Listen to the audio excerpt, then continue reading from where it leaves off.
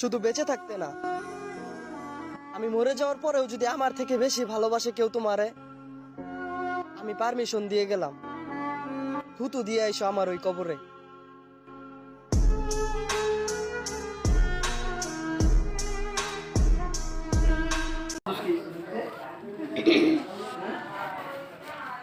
তোমার মায়াতে এমন ভাবে জড়িয়ে গিয়েছি যে তোমার নামটা মনে হলেও চোখে পানি চলে আসে।